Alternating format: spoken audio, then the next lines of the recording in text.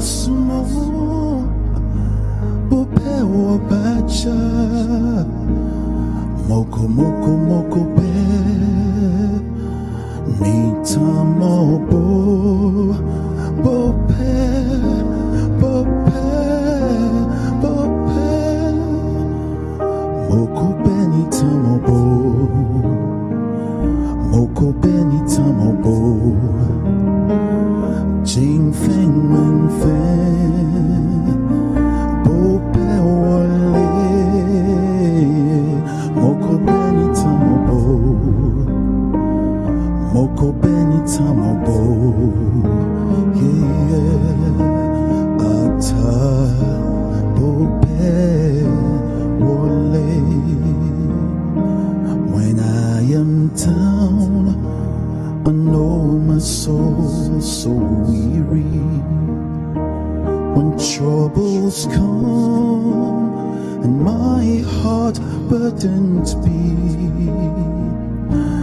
When I am still and waiting in the silence until you come and sit a while with me. When I am down, I know my soul so weary. When troubles come and my heart burdened be. When I am still and waiting in the silence until you come and sit a while with me. You raise me up so I can stand on Kilimanjaro. You raise me up to walk on stormy seas. I am strong when I am on your shoulders. You raise me up to more than I can be. When I am down and oh my soul so weary. When troubles come and my heart burdened be. When I am still and waiting in the silence until you come and sit a while with me. You raise me up so I can stand on mountains.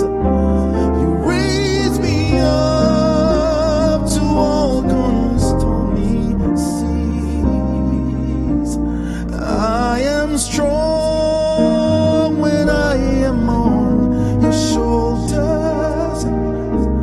You raise me up to more than I can be.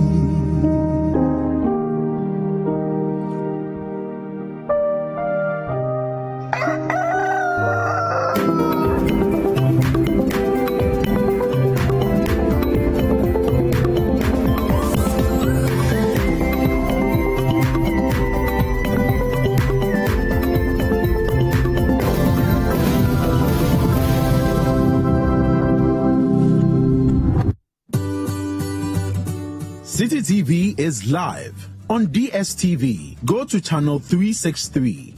On GoTV, access Citi TV on channel 182. On a digital TV, please press the menu button on the remote control and run a new search on your TV. Take note that without an antenna, you cannot access Citi TV on your television. Citi TV can be accessed on a free-to-air digital box like the GoTV and StarTimes box. Citi TV, it's your world.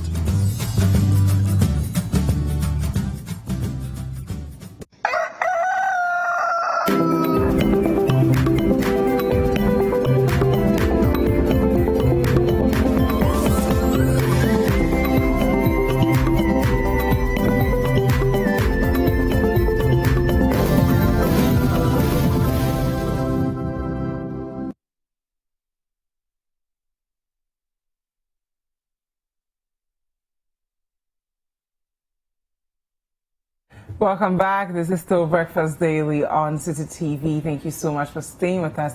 Now we'll be discussing nutrition this morning. We'll be looking at children from the day they are born until they are 5 years old. What should we be feeding them? How do we ensure that they are healthy? Especially in their very early days, they can't speak, they can't communicate with us, so we need to pay attention to whatever it is that we are feeding them.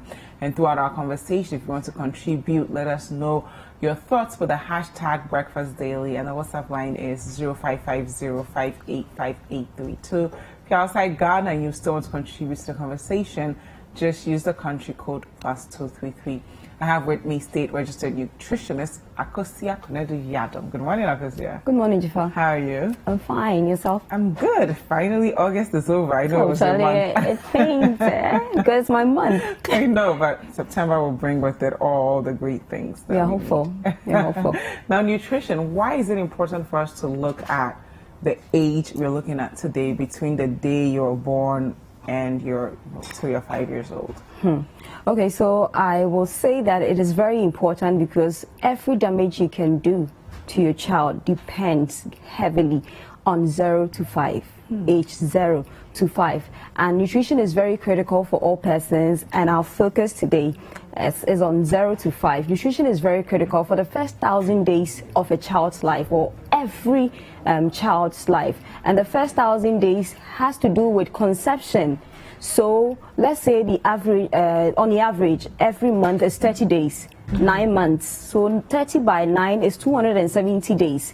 So for the entire process, as far as pregnancy is concerned, that is the first 270 days. Now we have 730 to take care of. 730 will take care of the first year and the second year. That is 365 by 2. That is 730. So 730 plus the 270, that is 1,000. So the first 1,000 days of every child's life, we call it the window period. It is the most critical part or the critical point of every child's life, and nutrition should be given its optimal concern, because Jifa, stunting happens 0 to 5. Stunting is where you have a child being too short for his or her age. We have wasting, that is undernutrition or malnutrition happening. Wasting is where you have a child being too thin for his or her height. And but according to the WHO, 38.3 million children as of 2019 were overweight or obese. So it is very critical. Undernutrition is bad, overnutrition is bad. And so it's very important, depending on where you find yourself, antenatal, you need to be told what to do. And I've said it, every pregnancy you are supposed to see a nutritionist 3 times. And if you are going to any proper hospital, you will be given this. It's called MCHRB, that is Maternal and Child Health Record Book. So it is color coded. We have orange, we have yellow, we have blue, and we have green. The orange, or the first part, that is the pink or red, is for antenatal. So that is where your pregnancy is being followed. The nutritionist's job is there, what you need to know, what you need to eat, what you need to do. Everything sits here, even with your HP. It should be taken care of. Most of our people who go to private facilities, unfortunately, they are not given this. And sometimes by the time they come to the bigger facilities or are being transferred, you expect Jifa working at Citi to really know better, but they don't even have any idea as far as this is concerned. And now, let's say you are transferred to Rich, you are transferred to Kolebu. Now somebody would have to take the pain to now go through everything, when this is a period where you should have crossed certain areas. And then the yellow part has to do with a delivery outcome. So it was CS, this happened, blah, blah, blah happens. This book is supposed to be for the child, so that if I should lift my book today, sitting here, I can tell my mommy that, mommy, you did wonderful for me. As far as everything concerning my health is concerned, Blue has to do with postnatal care, where family planning, where you'll be told what to do. Okay, signs to look out for. When baby is hungry, what does baby do? When baby is breastfeeding, proper latching on. Some of these we've spoken about them, so you can go to Citi Tube and find those discussions. And then we go to the green part, that is the CWC, that is Child Health, Child Welfare Clinic, where the weight of a baby will be checked the first 6 weeks after delivery. You have to come, followed by 14 weeks, and then you will be booked accordingly, so that every part of this book, because this covers 0 to 5. Okay, so since we don't have the book, let us go through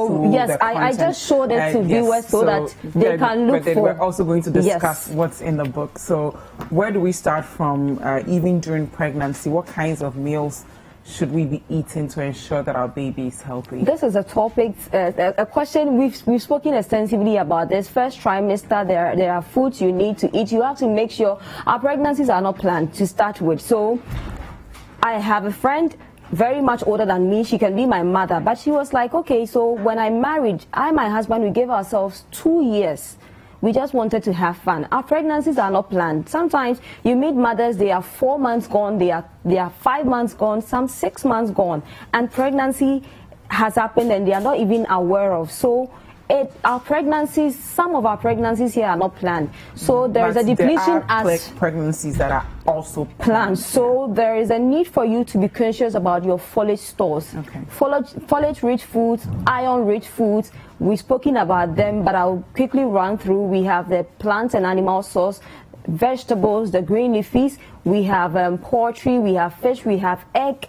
We have pulses, nuts, and seeds. We have some fruits also helping as far as enhancing on our iron stores are concerned. And then for the second trimester, magnesium needs to be of concern, because that is where pregnancy comes with a lot of anxiety, you being anxious, sleepless night, baby is growing, baby is telling you to sleep a certain way, you want to sleep a certain way. So if you are visiting a nutritionist every pregnancy 3 times, every trimester once, you should be guided on some of these things. So it is very important for us all as women who would want to deliver, or women pregnant, women who based on whatever you want to do as far as this conversation is concerned, to pay attention to your nutrition, to cover up for the first 270 days of your child's life. And if you don't know what to do, just walk into any good hospital for help. What meals should we be eating, again, so that we get what we are doing? So I spoke when about you're 1 year old, what should you be eating?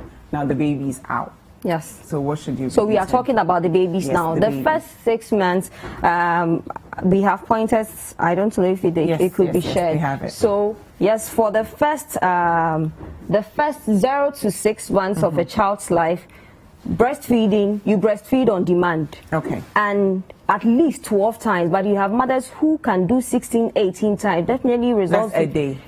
Yes, a day. Okay. So at least every 2 hours. If you leave the babies, they will oversleep. So at least every 2 hours, you should make sure baby has breastfed. If you can do more, it's excellent. And then for the IYCF, that's complementary feeds. Now we are preaching exclusive breastfeeding, and so we wouldn't even talk about that. And then texture, breast milk is God made, so we don't have to worry about texture. And then the number of times we have at least 2 hourly. Allow for the quantities, allow to ensure that the protocols are followed. Which are the protocols? Sometimes you have mothers timing they are feeding. So I'll give you this 5 minutes, I'll give you that 5 minutes. Whatever sits in the right breast is the same that sits in the left breast. And so you should leave baby to empty one breast before you move on to the next breast, because the breast milk is like the way we make the mixture for banku.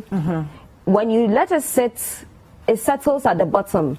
And that is how the breast milk is. That is what will help your child to put on weight, to look that bubbly and beautiful. So if you are always fond of timing your child might never get to the one at the base, which helps with their growth or becoming big. So 0 to 6 months, that is it. 6 to 9 months, you also feed on demand.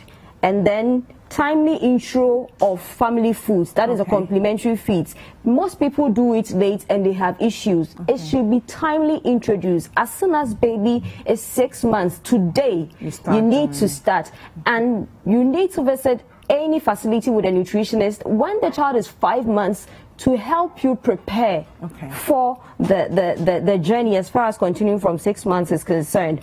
And you should make sure that the child's meals are balanced. You have to focus on the 4-star diet where you have the staples, or what we call the carbs. You have the animal flesh and protein. You have the vegetables and fruits. You have the essential fats.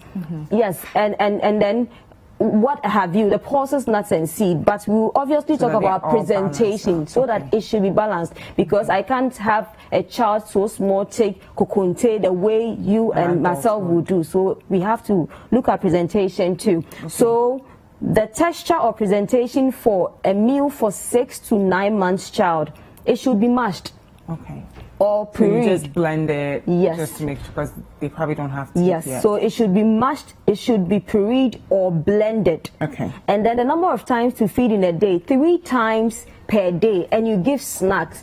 A snack like orange, I can squeeze the juice and then with a spoon just be fetching and giving to the baby, because I want to make sure that all the protocols as far as the 4-star diets are satisfied. And then for that 2 tablespoons per meal is okay. 2 tablespoons of, let's say, orange. No. So let's say a meal. We'll talk like an example. I mashed potatoes with avocado, with a bit of fish powder in there. If your child is able to take 2 tablespoons food, they've eaten.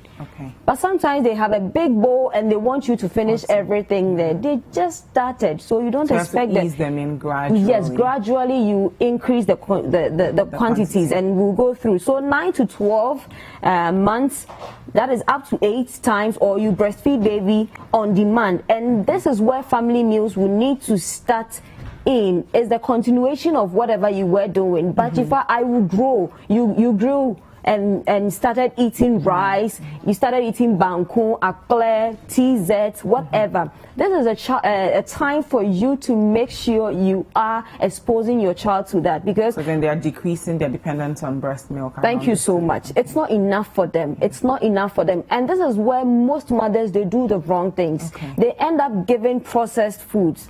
We have emergency snacks. An emergency snack is never food. Example is what we call Vita Cerelac. It is an emergency snack. Okay, your lunch is at 1 p.m., but we had to be at weigh-in, and so we'll end up getting to the house at 2. And I don't have to skip or make sure there is no food. I don't have to do that to you. So now I chip in that emergency snack, but it's not supposed to take over the lunch.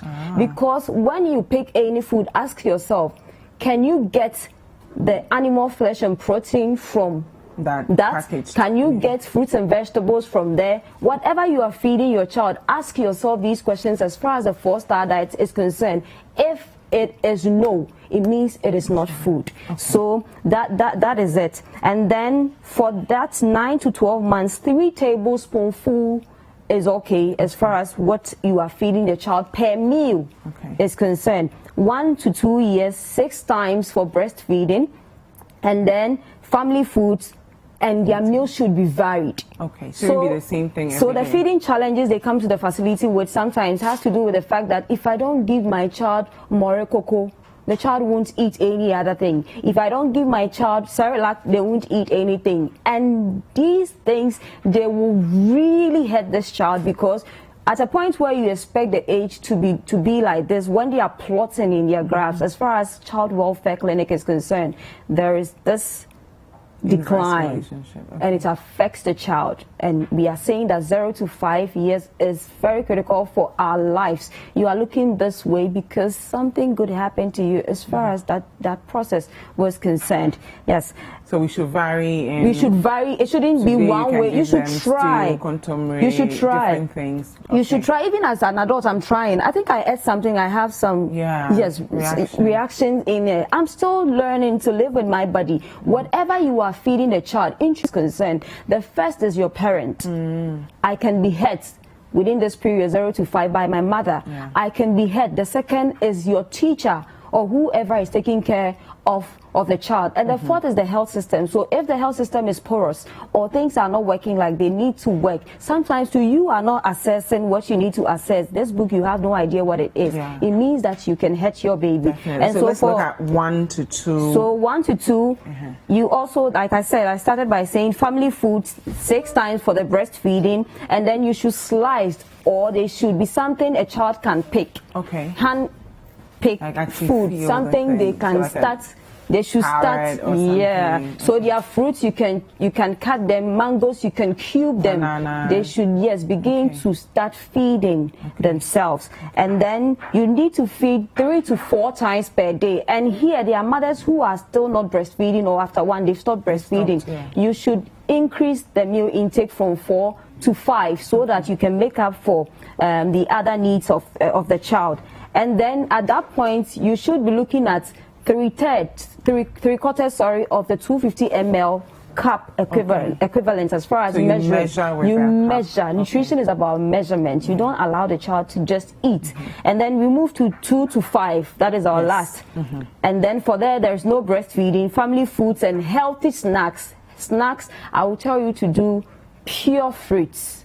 Once in a while, you can allow them to have those things they want to do. Don't put those things, carbonated drinks, into their lunch boxes. Now they are home, and a lot of them are putting on weight. And here I am saying, according to a research by the WHO, 38% of children were overweight or obese, and some of these are the reasons why these things are happening. So for them you feed 4 times a day with 2 snacks, and then 3/4 or 1 cup per feed should be okay for this child. So we've taken the pain to walk you through 0 to 5 years and how the feeding should be done. Okay, now Akosia, how important is it for parents to also be a bit more creative with presentation so that the kids don't get bored looking at food that looks like hospital, sick people food? I always say that it's unfortunate we all can't be at a certain facility, but I know a facility doing incredible, and mothers who deliver there are really benefiting. So like I said, sometimes it has to do with the parents, the teachers. Now that they are home, is the parents and the health system. But perhaps they can go for like colorful veggies. That's what I'm saying. That so what you need to do most of the time, it has to do with presentation. The child is new. The child doesn't know how avocado will taste, but it depends on what you do with the avocado. An example I gave in there: you have potato, you have avocado, you have fish powder. This is one powerful combination. It tastes amazing, and it's something every child will accept. You add a bit of salt, you boil, and then afterwards you blend it. With tomato, make sure there is no pepper because they are young and they can't be exposed to hot spices. Yes, and condiments or what have you. They don't need the bouillon cubes. They don't need them. Salt is just okay. Fish powder, avocado, potato. This is something that tastes so great, and every child would want to eat it. And how do you even serve it? Children don't care about white bowls. They don't care about white plates. They want colorful things. Jifa, you look colorful today. I look colorful today. If a child should walk in there, their attention will be on the two of us. If we are the only persons with these colorful looks, they are attracted to colors. They love green, they love orange, they love purple. They are kind of still when they see Jifa in red. They would want to look at you because it's very attractive. So their bowls should be creative. We have stars, we have cartoon made bowls, we have spoons. It should be fun. And then as a mother, eating time should be playing time. That is not when you are to force your child. You don't force a child. It's part of what you need to know as far as clues to feeding.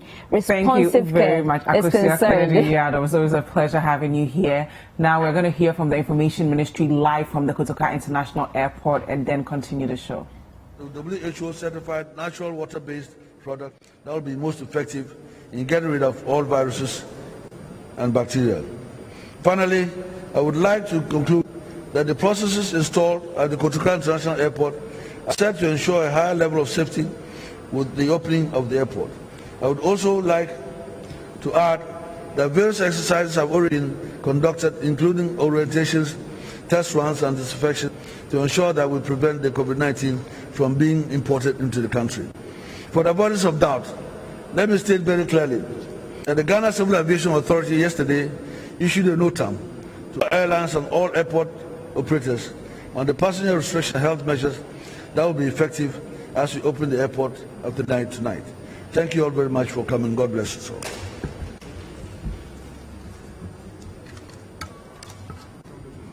Thank you. Colleagues, as I mentioned, Dr. Bernard Okoboy will speak to the policy infrastructure that has been put in place as we reopen. Thank you very much, Honorable Minister for Information. Thank you very much, Minister for Information. Let me quickly acknowledge all my colleague ministers who are here and our invited guests, the media as well. So largely, we are still sticking to our five-pronged approach in managing our COVID situation in Ghana. And if you remember, the first one had to do with stopping or limiting the entry of the virus into Ghana. The second one had to do with containing or restrict community spread. And the third one had to do with providing adequate care for the sick. The fourth had to do with limiting the adverse social and economic impact. And the fifth one had to do with increasing our independence so that we can produce, especially our PPEs, in country. So far, as a result of the interventions put in place by this government and the cooperation from citizens, we have a situation where, as we speak nationally, as mentioned by His Excellency the President, which is about 1,059 active cases, that's people with the virus in Ghana. We want to ensure that we don't go back to high numbers in terms of cases.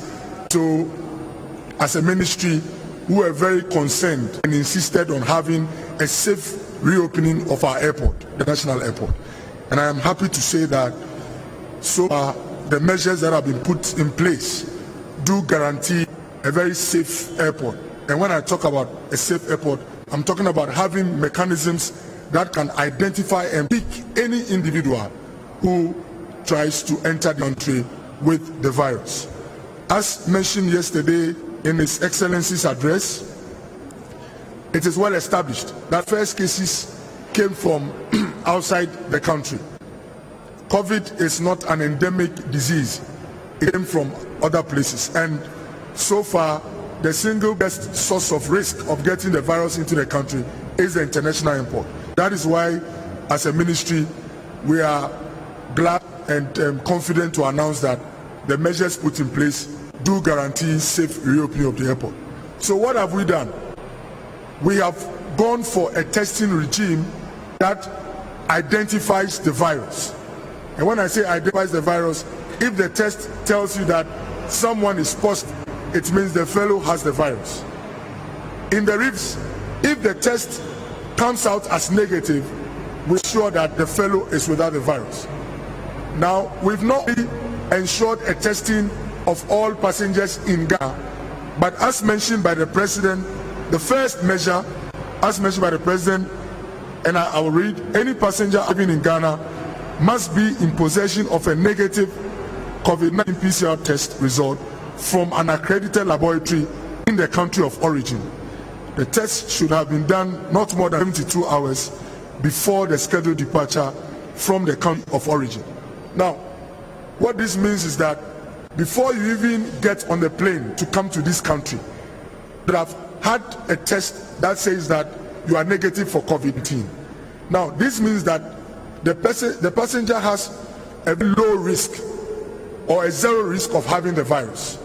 But we didn't just stop there. Because someone having this negative test along the line of traveling to this country, even within 24 hours, can pick the virus anywhere, including the plane, in the plane. That is why we are having another test when you get to Ghana. And we are very confident that this double testing would ensure that the risk of anybody importing the virus here will be close, in fact, closest to zero. And that is also very assuring.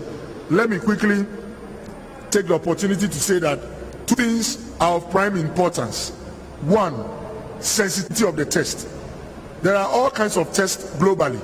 Some actually tell you that the fellow has been exposed to the virus, but they don't tell you whether the fellow at the time of testing has the virus. We went for a testing regime that had a very high sensitivity rate. In fact, average 99 to 100%, so that nobody slips through the testing that we are doing. And then secondly, we were much interested in time, what we refer to as the turnaround time. How long would it take you to get the results? In certain countries, you have to do a test, wait 1 to 6 hours before the result comes. The good news is that this testing regime would give you results maximum within 30 minutes, minimum in about 12 to 15 minutes. So really, it will not add additional time to the time you spend going through immigration and all the process before you step out. And so we are happy with the sensitivity level, that's the specificity and the turnaround time. And I think with these two things, we as a ministry and for that matter government were comfortable to allow the Ghana Port Company Limited, Civil Aviation, Port Health and for that Ghana Air Service to come together and allow for the reopening. What I can also add is that the infrastructure to allow for taking of samples in a safe environment has also been put in place. This will be my initial comments for now. Subsequently, questions will ask to address any issues that you have. Thank you very much, Honorable Minister.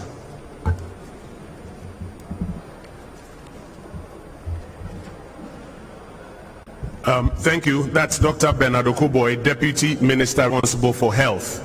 So what are the specifics one gets to Ghana? I want to invite Mr. Kwakwa, who is the Acting Managing Director of the Ghana Airport Company Limited, to outline what the specifics are for international travelers once you get to Ghana.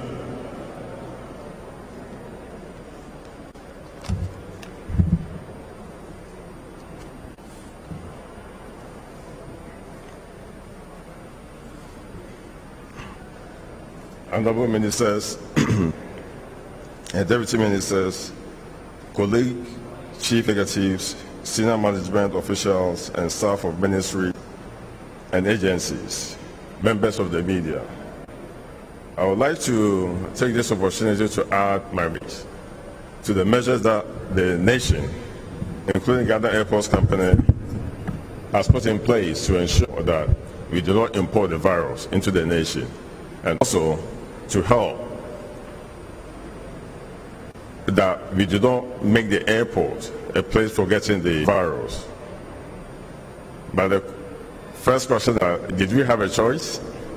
The answer is no, because passengers coming into Ghana drives our key revenues. We also have the mission of becoming the center of aviation business in West Africa. So we are always looking for avenues to separate ourselves from the airports in Africa, especially in our sub-region. And therefore, we did not have a choice at all. And because of that, some of us were turned into doctors, epidemiologists, and working with our colleagues from the health ministry, the government, to make sure that we can get an excellent system solution in place. Because to do so, we needed to put in place measures that would also make it easy, convenient, and appropriate for our passengers or for people who want to come to Ghana. Because we also realize that aviation is a driver of the economy. If people do not come here, they will suffer. If people do not come here, our police who drive the taxis, the restaurants and so forth, they also suffer. So we see it as our responsibility to help grow the economy of Ghana and once again become the center of aviation business by putting in place these structures to make it easy for people to come to Ghana. So what did we do? We had the opportunity to open our domestic airlines or our domestic operations first. And we were the first in Africa to do so. We were the first in Africa to shut our airline business and to restart it. By so doing, the entire Africa was looking at the measures that we put in place. I'm happy to say the measures were so successful that we became the airport of choice for people to see when they want to reopen their borders. And therefore, the general measures that we needed to put in place to make sure that our passengers, our staff, and the general public will feel safe and will not contract the virus at the airport, we have a bit of control over it, a fair amount of control over those measures.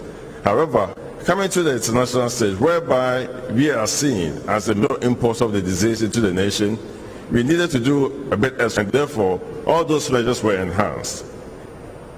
And so I'll talk a bit about that later. But specific to why I'm standing before you is the key measures that we've put in place to make sure that we don't import the virus into the nation. Once again, I'm happy to say that working with our health and the Ministry of Health people, we managed to get excellent, it means you have the virus. And that's where the accuracy is around 95%, 99 to 100%. But the next question was, how do we put in place measures to make sure that it is convenient for just to go through the protocols, the processes, to get tested and then flow through the terminal building like they did before? Very soon we will show you images, not today, because we are still disinfecting the place and we cannot even take you around. When someone arrives in Ghana, it's mandatory for any airline coming to Ghana to ensure that passengers have face masks on. But we know that some of our people will be coming from afar. If you are coming from London, you probably travel like 6 hours. And so when you land at Kotoka Airport and you come through the passenger boarding bridge, when you get to the edge entering the terminal building, we give you a fresh face mask. Under the responsibility and control of Port Health, there's a service provider who we are using to do all of this. So we give you the face mask and then you start going through the process. When you enter, you go to the far end of one side of our fingers at the upper arrival, and then you queue to go through a payment center. By the way, the test is going to be at the expense of each passenger at a cost of $150. Now, one convenience that the Honorable Minister says talking about was the fact that there's no country, there's no country that you can almost go through the terminal building like you used to do and still be able to get your results, and if you are negative and the health professional deem you to be without the virus to come into the country, is Ghana. We are the first to enter. So in Germany, it takes minimum 3 hours to even get that done. And so, like His Excellency indicated yesterday, it takes a maximum of 30 minutes for a particular passenger to go through the entire process, get to Port Health, and there at Port Health, that person is told, because the results will be that he's negative, and therefore he can exit the terminal building and come into the country. If you are positive, like the Honorable Minister just before me, you go through our medical protocols in the nation, and they'll deal with you. And so that system is so convenient that passengers will practically go through our terminal building with only a fraction of time added to what they used to do before.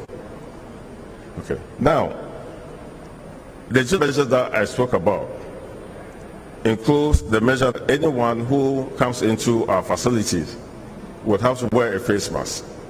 Within Ghana, we put in measure that everyone should wear their face masks. I have to put mine off so that you can hear me. That's why I'm don't write it down. You do so at the departure hall. We will have people there to show that if you don't have the face mask, you cannot enter. It's not just going to be a sign. There will be enforcement at the frontage of terminal building, at our departure terminal building. Also, Port Health is going to train you. And in all our facilities, there will be markers on the floor to help users of the airport to social distance.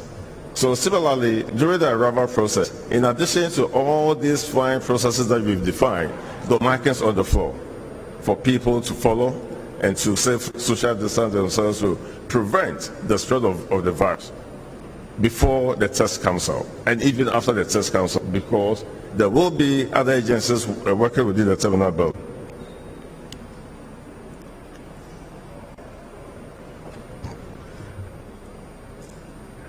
Other measures that we have also put in place is the provision of sanitizing stations at entrance and at other vantage points throughout our facilities. Make it easy for passengers and users of the airport to sanitize their hands so that they do not propagate the virus. We have also installed sensors at every service point. I believe you get the opportunity to take you through our facilities so that you can see this for yourself.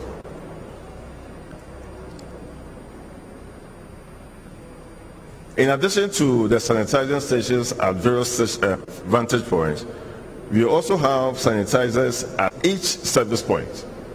So any point that a service provider, airport staff, be it customer service, will be to offer service to the traveling public or anyone who has business in the terminal building, there will be a sanitizer there to allow that individual to disinfect their hands before and after, if so desires, if it so feels it is appropriate.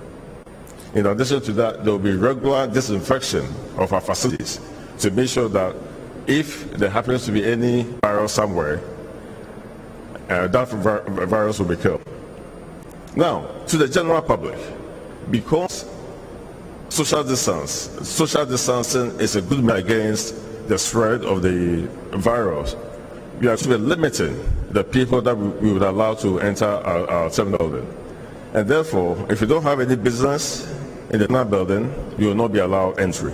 If you are traveling, or if you are accompanying somebody who is not that well and that person needs assistance, we would allow it. Other than that, you will not be allowed. Another measure is that we are not allowing pets to accompany their owners on flights anymore. And we all encourage online check-in to reduce the contact at the airport. And last but not the least, passengers are advised to arrive at the airport at least 4 hours before their scheduled flight. I believe you understand it, because the various checks to make sure that you are following the various protocol to safeguard the spread of the virus. With this, thank you very much for your patience and listening. Thank you. Opportunity to go through a test to be supervised by Port Health. Port Health is a unit or a department under the Ghana Health Service. I would like to invite Dr. Patrick Kumabwa to speak briefly to the testing regime, and then specifically what happens or what is the case management protocol should somebody test positive.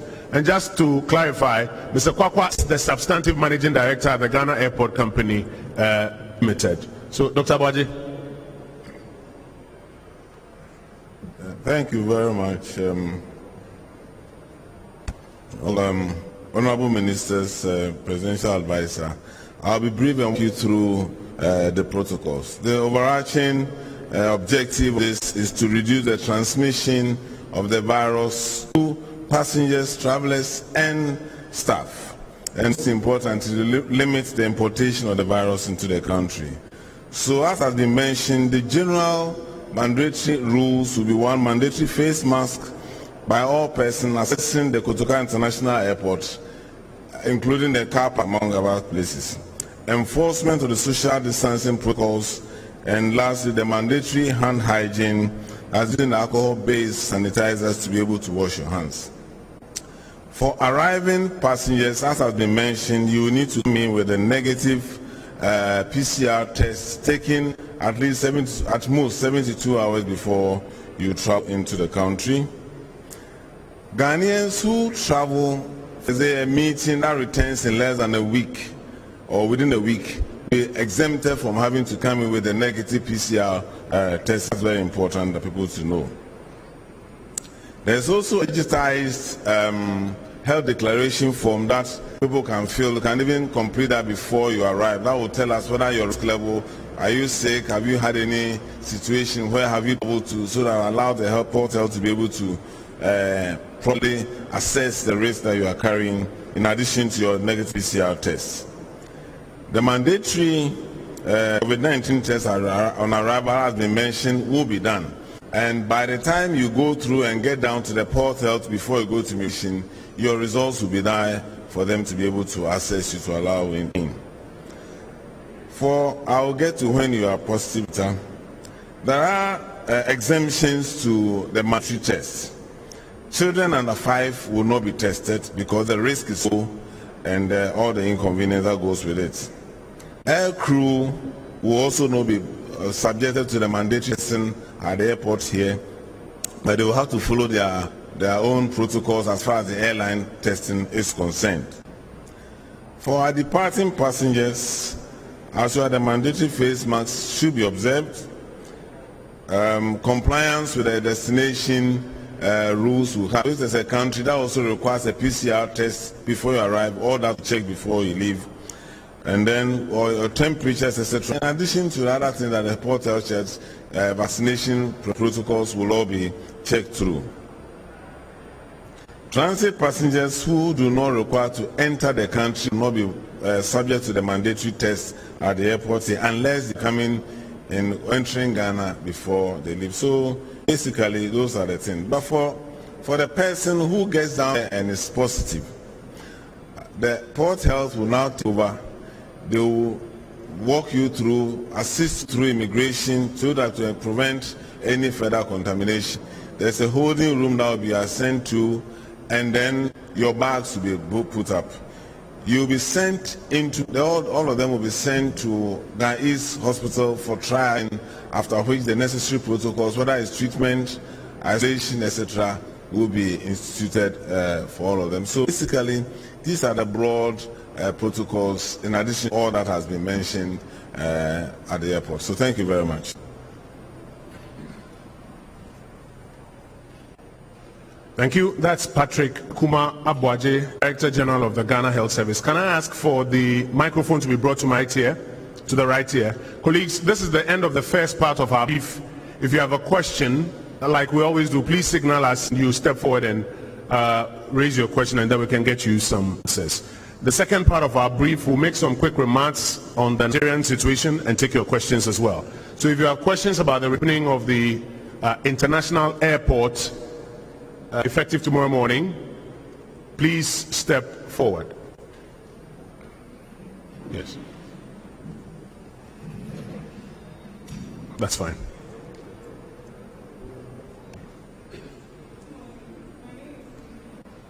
Is the microphone on?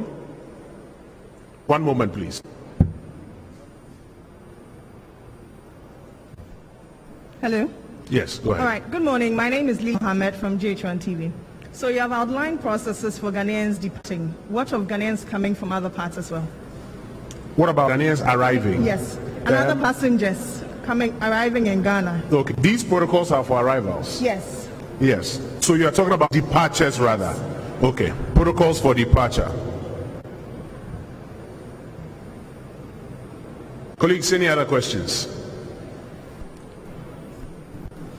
Are there any other takers who can just join so that we are quick with the questions? Yes, come. Could you come this way?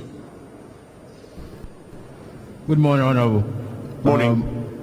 My name is Abed Nego Asante. I work at the Adopt Effect. As you know, maybe some question in tree.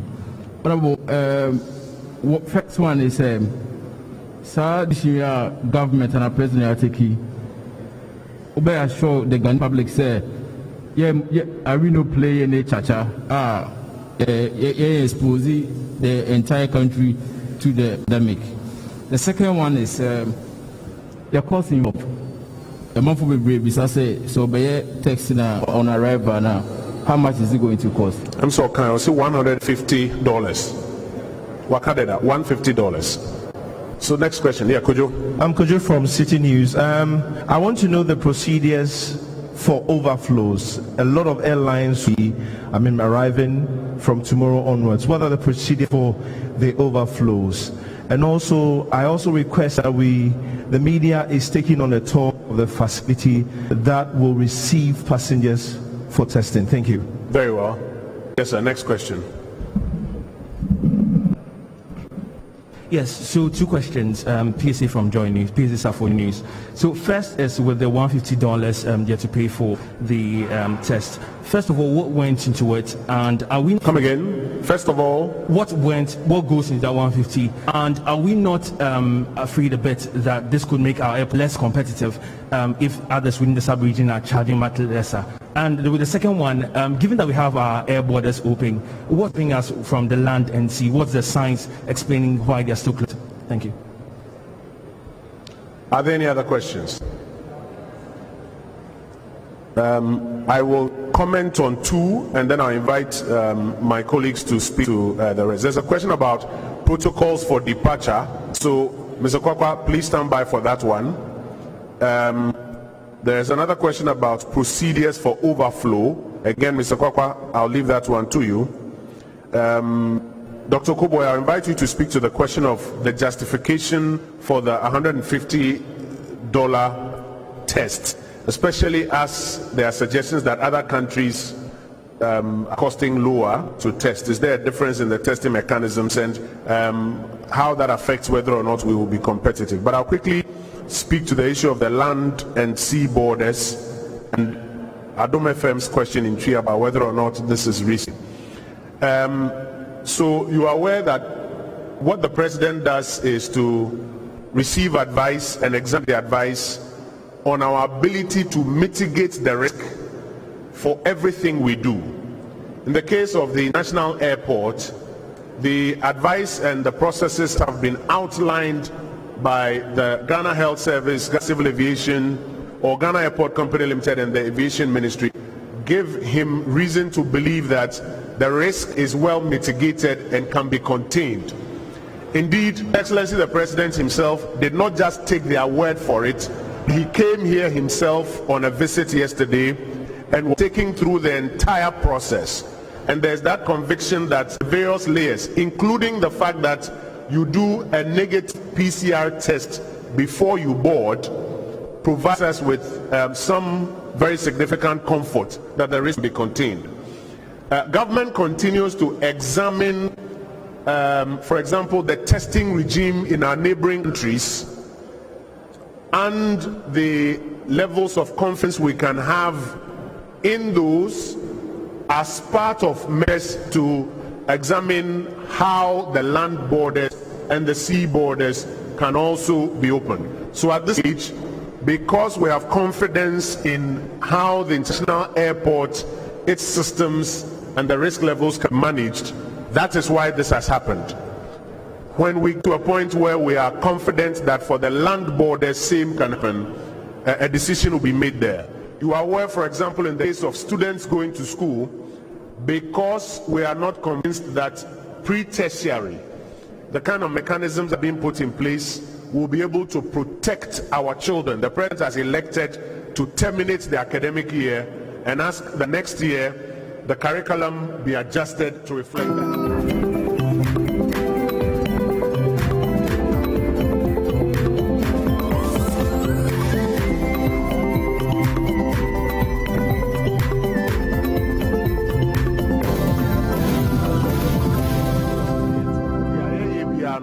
Yedi gunse nieni esu se so ye bambo no ebeto sia na se bejina ne na so enu nti na wahwe a ye borders Burkina, Ivory Coast ko ene tema ye mie sanse ho no ye ndum pempenso be wogidie se omu betumi aso bibia no mpanifo so wahwe so omo hwe nhyehyɛ a yaye wo ho na se to asum se betumi abo nyina wo ban a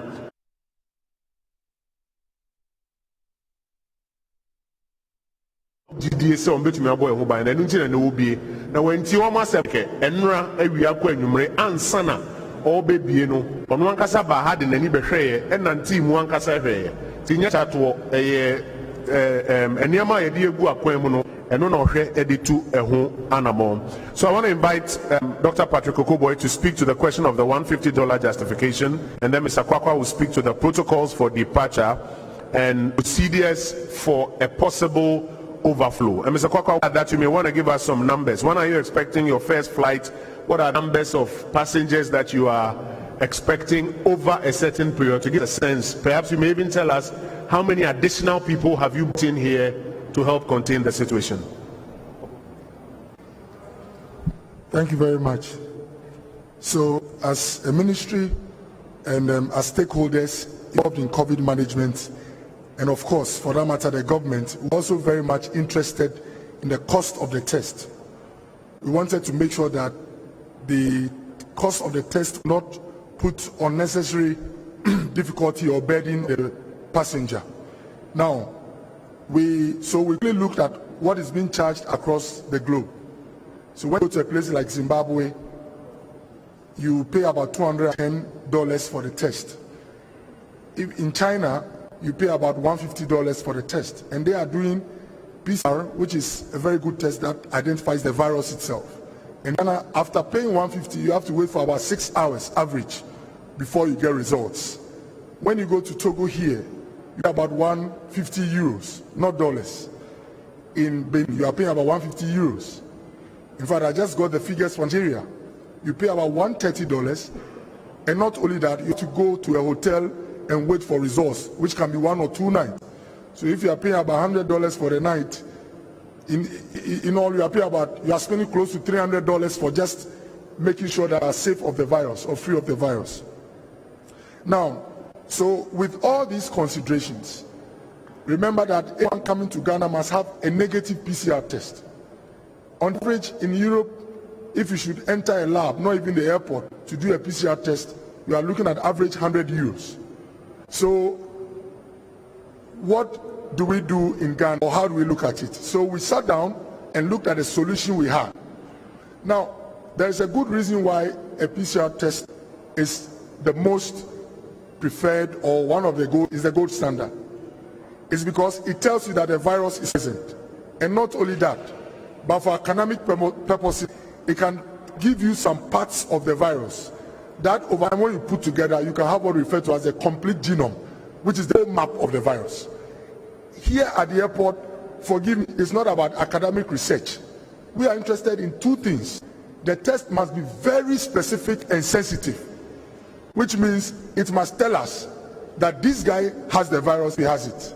And if the test says it's negative, really you put no risk to Ghanaians.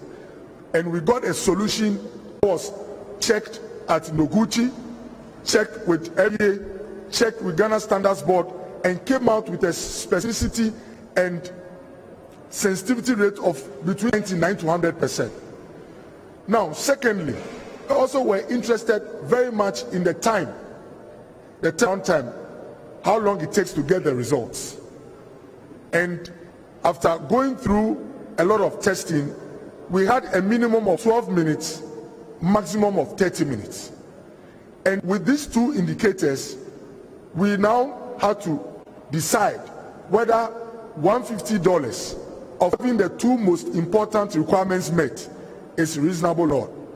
And when we considered other things, we thought that comparing this figure to others around and what you would have spent, let me take my time to speak about this. Before this evening, we had evacuation special flights coming to Ghana. Any passenger who got on board actually paid for 2 weeks of hotel bills before coming to Ghana. And if paying an average of, let's say, even $70 a night, to multiply $70 by 14 days, the cost far overwhelms what you charge for, the test we are doing right now. Secondly, if we should keep you here for 6 hours, for the other test regimes that takes 6 hours, it will be a risk of congestion at the airport, which in itself will serve as an incubation chamber for possibly a sharing of the virus amongst passengers. So the factors is that it is actually prudent to go with this regime. Thirdly, Remember that when Ghana first quarantined travelers in this country, and we picked over 100 and so cases, we actually tested them twice. And each PCR test we did cost an average $70 to $100. So Ghana spent close to $200, one person, to make sure that the virus is not brought to Ghanaians.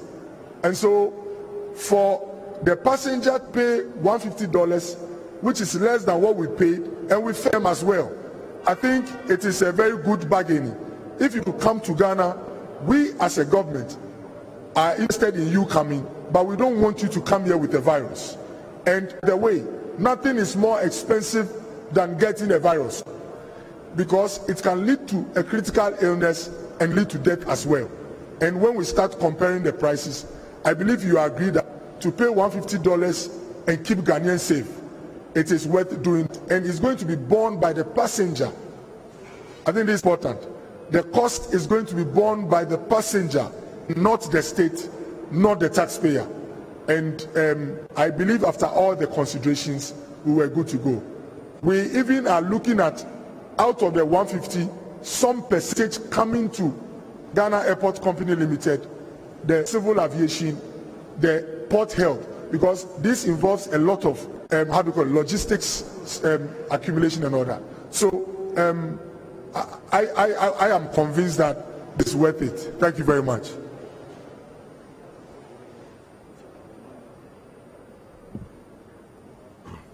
Okay, thank you. I'll take the overflow question first. In putting the solution in place, we looked at the maximum number of passengers that we can receive here within a period of time, and we use 1.5 hours. And the total number of passengers based on the airlines that could come here and the maximum capacity of the airlines, we calculate 1,200 passengers. So our challenge was to put in place a solution that could offer the convenience that I discussed before. That is, people should get in, return with a very accurate system, so that they can visit the airport to encourage people to come to Ghana to drive our economy. It was not an easy task, but let's do the numbers here. In the solution that you'll see in the future, we have 70 sample taking position.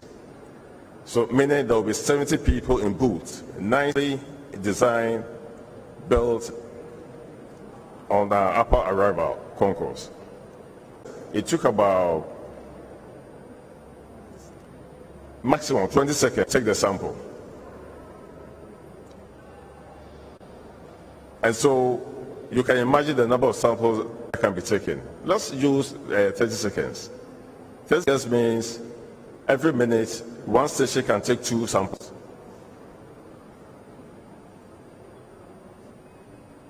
So 2 samples times 70 stations, 140 in a minute.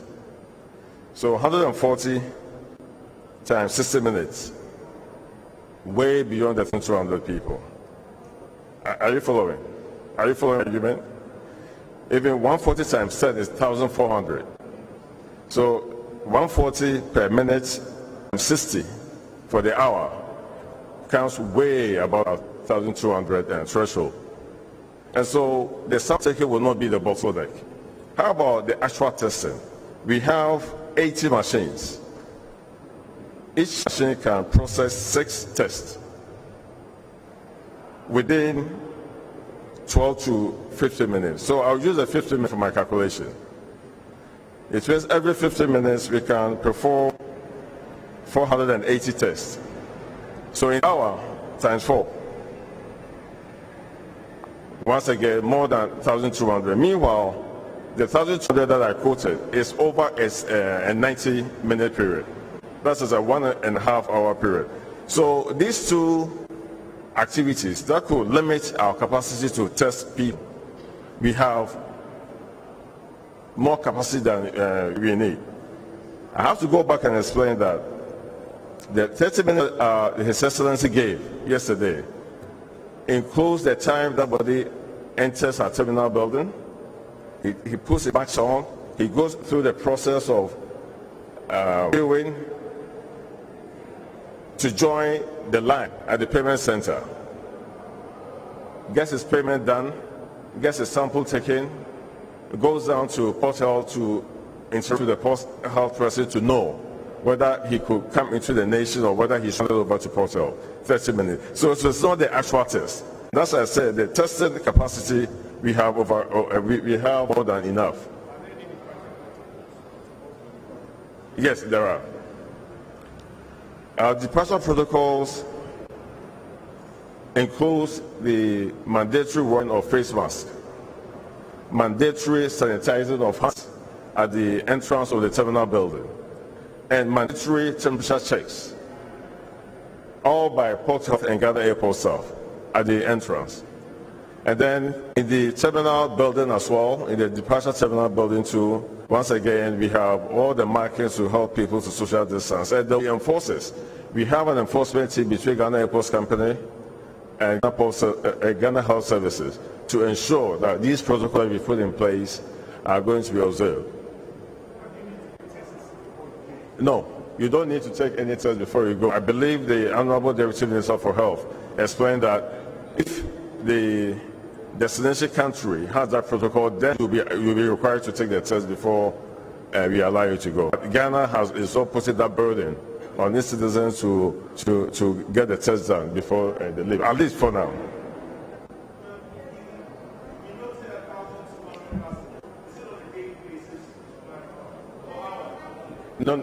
No, I'm talking about our if you want, our peakest period, over a 1.5 hour period. That is the peak.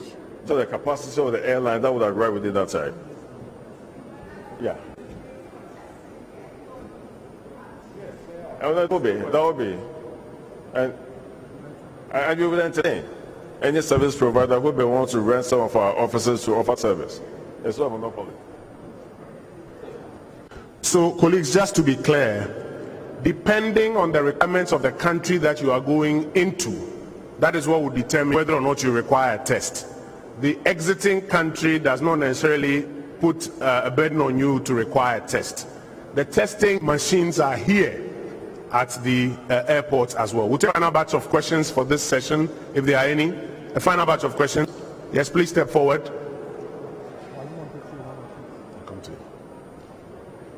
Are there any other takers? Are there any other takers? So this should be the final one. Okay, Komla, final one. Good morning, my name is Komla. I work with Media Generals, TV3 and 3FM. Now my question is about the PCR negative test passengers are supposed to have before here. I know that the President mentioned that has to be from a certified laboratory. Yeah. Which are these certified laboratories, and are the passengers going to be able to have a list to know which of these laboratories they can go to and have their tests? Okay, thank you. We'll take that one very quickly. So the airlines have been communicated to the various countries of origin, have clarity of the certified labs in those countries, and the airlines are the ones that are working to ensure that that is what is admissible at the point of embarkation. Colleagues, we are running out of time. We want to deal with our second brief, take your questions, and then we'll wrap up. Before then, the Honorable Minister for Aviation has a quick comment related to the airport. Then I'll give you a quick brief on the Nigerian situation. Thank you very much. Thank you very much, Mr. Minister. Indeed, I think I'll take this opportunity to say something that is going on in social media and throughout the whole country. Today, we're very concerned about aviation because of the vision of His Excellency the President. You recall that during the tenure of President Ford, we set up a dedicated sector ministry for aviation. When NPP lost power and NDC came on board, they merged it back into the mainstream transport ministry. When NPP came back to power again, Nana Addo Dankwa decided to set up a dedicated ministry for aviation for a very good reason. The reason simply is that there's great potential in the aviation sector to help the development of this nation, and that's why we said. And that's been done with an associated vision, ensuring that we become the hub of aviation in the South African sub-region. Why? It is so because we can create jobs with this sector, we can develop businesses in this sector, we can transform the nation, especially when we set up airport cities within the context of a smart city development agenda. Now, if we're doing this simply to get jobs for people, to transform the development arrangement of the country, why would we want to sell the airports? Why would we want to privatize the airport? Why would we want to resort to management contracts? So I want to make it very clear to the media and to the general public that under the tenure of Nana Addo Dankwa Akufo-Addo, there's not going to be any sale of any airport infrastructure or the Kotoka International Airport whatsoever. We are not selling the airport, we are not privatizing the airport. Indeed, we do not even have a management contract for any company to come and take over the management of the airport. That's not going to happen on the earth. What we're working on is to ensure we expand the infrastructure, to create more opportunities for Ghanaians. Now, the concern we have is that we have to service a big debt for this terminal building. Minister of Finance cannot shoulder the burden of keep giving out more money every time to develop infrastructure because they've got roads, health, education to deal with. Therefore, we have to look at partnerships. Why are we looking for partnerships? We need to have what we call aviation training organization. In the West and Central African region of the continent of Africa, we do not have any pilot training facility within West and Central Africa. We do not have what we call the maintenance repair organization, which is the training of technicians and engineers to service craft. We do not have dedicated fixed base terminal, meaning that we don't have a private jet terminal in Ghana. We are trying to set up one. We need a big cargo village. What we have is relatively small. If you compare us with Ethiopia and other countries in Africa like Egypt, we need to have all those. We do not have the money for that. We are anticipating going to partnership with all kinds of potential investors, Ghanaian or non-Ghanaians. That will be subject to whatever national interest that we put ahead of anything else. And in that negotiation, we will not sell the airport, we will not privatize the airport, we're not going to have any management contract. So I want to make that very clear, that we are not selling the airport, we're not privatizing the airport. We want to create jobs, more infrastructure, expansion of the airports in Tamale, in Kumasi, and completing the rehabilitation of Sunyani. We need more jobs. So we need more people, especially those working in the aviation sector now, we want to go there and take up more senior level positions. And then we're recruiting more people to add on there. So there's no need to set up an agenda, politically motivated, to tell people that they're going to lose their jobs simply because we're looking to expand infrastructure. I want to make this very, very clear to all Ghanaians that there's no sale of the airport, there's no privatization of the airport, there's no management contract, but there would be continuous effort to expand the infrastructure to make sure the aviation-driven development agenda of this government meets the objective of the vision of the president, which is having Ghana become the aviation hub of the sub-region. Thank you very much. Minister, thank you. Colleagues, we'll spend the last 5 minutes dealing with just a quick set of remarks on the Nigerian situation, and if you have questions, I'll take it. You would recall that in recent weeks, there have been agitations by some of our Nigerian brothers and sisters here in Ghana. The agitations have essentially hovered around the enforcement of some of Ghana's laws generally, not limited to Nigerians, but generally in terms of trade, etc. These matters are matters traditionally dealt with at the diplomatic level. Unfortunately, as you observed, our Nigerian colleagues escalated it with a statement in the mass media. Ghana has elected to do two things. I just want to read you a paragraph of our statement we issued yesterday. We remain committed to the maintenance of warm relations with all sister nations, particularly for well-known historical reasons, with the Federal Republic of Nigeria, and Ghana is proceeding to engage the federal government of Nigeria with a view to resolving comprehensively and exhaustively any matters that have the potential to sour relations between the countries. And those engagements have started. But at the same time, we believe it is important to set the record straight on the accusations, and that's why we've provided a full detail of the accusations that are made against Ghana and our responses therein. And we are optimistic that the diplomatic conventions would ensure that the facts are laid bare and that the cordial relationship between Ghana and Nigeria continues. Those will be our quick remarks on that. If you have any specific question on that, happy to take it now as we wrap up. Could you, very quickly, if you have a question, we're happy to take your question. Is there any other question, colleagues? Is there any other question? Could you, yours perhaps is the only question. Let's take it and let's wrap up.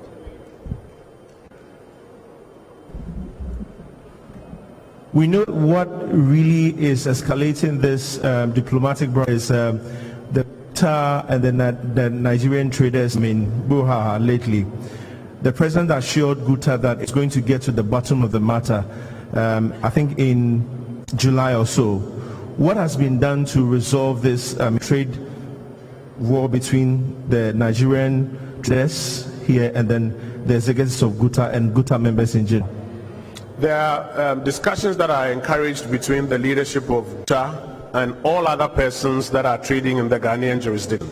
It is not a matter of nationality simpliciter. It is a matter of the laws of Ghana and what those laws mean for the kind of business you want to do in Ghana.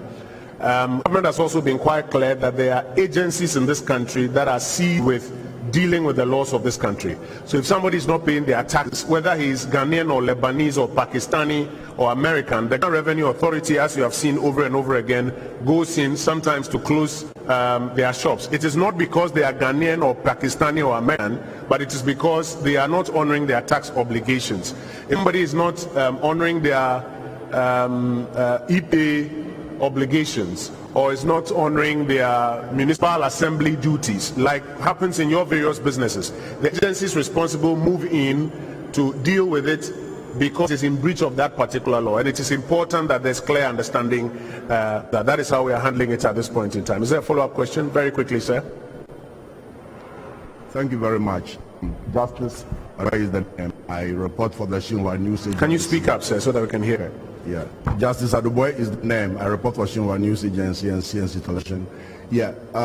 At the core of this Ghana-Nigeria trade brouhaha is the claim that some of our laws go against ECOWAS protocols. Now, that also applies to the closure of Nigeria's own borders, Benin and Niger, some time ago. And so we want the citizens of ECOWAS, we would like to know what our government are doing to ensure that our laws are brought in tandem with the existing ECOWAS protocols. Thank you. Thank you very much. If any international platform enacts convention or some sort of legislation, Constitution of Ghana requires that it be ratified by Parliament to become part of what we call municipal law. As we speak, there is none of our laws that is in breach of ECOWAS or WTO rules and regulations. None of our laws that is in breach of those. Indeed, there has been occasion for some other countries to report the Republic of Ghana to some international platforms, and it was ruled in Ghana's favor that none of our laws that is in breach of those, whether they are ECOWAS or WTO protocols as we speak. So we are firmly acting in set with ECOWAS, African Union regulations and municipal law in Ghana. It is true that our Nigerian colleagues closed their semi-Krake border, I think from about August last year. We sent a delegation, the minister responsible for trade, the minister responsible for foreign affairs, to the border to Nigeria to engage with them. We were not successful in that enterprise because they argued that they were protecting their national interest, and we have not been successful in that enterprise. And we continue to engage on that front. The conversation that Nigerians are being targeted in Ghana is one that we must reject outright, because that is not the situation. If persons are found foul of Ghana's laws, be they Ghanaians, Americans, Nigerians, Pakistanis, the laws of Ghana will apply in that regard. Thank you. Colleagues, we want to thank you for your time. I want to thank the Honorable Minister for Aviation and his deputy, the Presidential Advisor on Health, and the various teams that are here, the Deputy Minister for Health and the Ghana Health Service for being with us. I'm going to ask you to wrap up, Mr. Park, and we will just introduce the resident doctor and Port Health authorities. And when we are done, we will consider that as